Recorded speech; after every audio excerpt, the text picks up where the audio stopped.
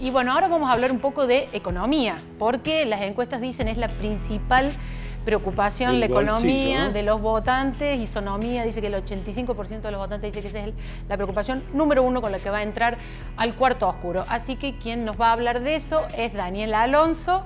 Hola Dani, bienvenido. Hola chicos. Hola Dani. ¿Cómo estás? ¿Cómo va eso? ¿Todo bien? Bien. Todo bien. En nuestra habitual sección de barómetro, bueno, vas a contar un poco qué va a pasar el lunes. ¿Qué puede pasar el lunes postelectoral? Bueno, me están pidiendo casi... Te escucho atentamente. Tuvimos un lunes muy choqueante luego de las últimas pasos que vivimos, Está bueno ¿no? ese recuerdo, sí, porque, bueno, de hecho a los mercados, a los economistas a veces se los critica porque predicen cosas, pronostican, predicen, tratan de ver o proyectar qué puede llegar a suceder. Vamos a tratar de no hacer eso, de no caer en esa equivocación, pero sí por lo menos esbozar ¿qué están mirando los mercados? A ver, los mercados, como cualquier agente económico y político, miran a las PASO primero con el valor que ya todos conocemos, que es la encuesta más fiel que puede tener un proceso electoral, ¿sí? Entonces, el resultado que tengan las PASO es el mejor termómetro de lo que pueda llegar a ocurrir en las generales. Pero allí, hasta ahí frenamos, ¿no? Porque esto que mencionaba Flor, ¿no?, de lo que había pasado en 2019, bueno, ese es todo un tema, porque el que se quemó con leche cuando ve la vaca llora. En 2019, recordemos, hubo una operación de encuestas a último momento que le terminaban dando un triunfo al oficialismo de aquel tiempo, al macrismo. No ocurrió eso y entonces esa sobreactuación de los mercados se tradujo en un lunes negativo y que generó una nueva etapa de corrida cambiaria para la economía argentina. Entonces, los papers que han recibido los mercados, navegan entre el deseo y el pragmatismo. ¿Y por qué digo esto? Porque, a ver, si los mercados votasen y tuvieran el deseo de elegir a alguien, difícilmente quieran elegir a este oficialismo, ¿sí? Y apuestan eventualmente por un resultado que no sea bueno para el oficialismo. Pero hasta ahí llega el deseo y luego viene el pragmatismo.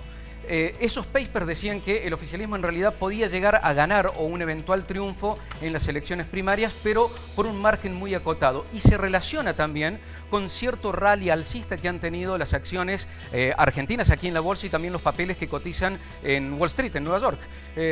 Pero aún así, la lectura de fondo es que si eventualmente hay un resultado que no es favorable al oficialismo, no quieren tampoco los mercados que sea un tan mal resultado para el oficialismo. Y ahí está el pragmatismo.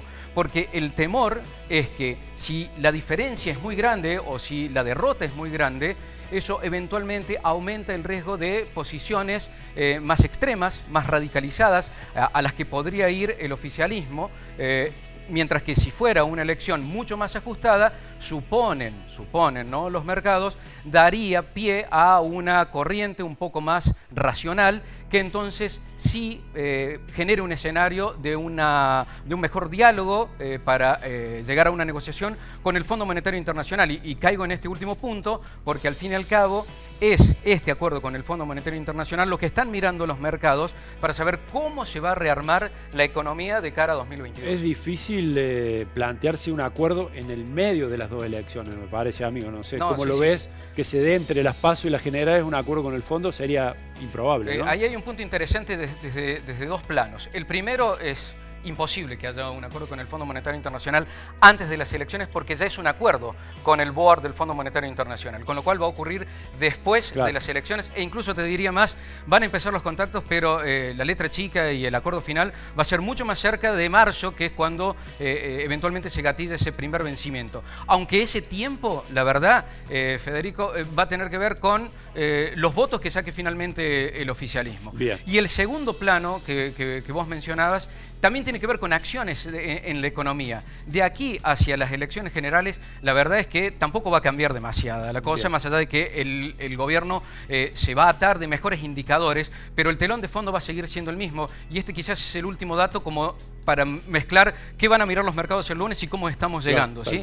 Y estamos llegando con un telón de fondo por primera vez en la economía moderna que conjuga dos factores importantes: alta inflación, ¿sí?, y alta pobreza.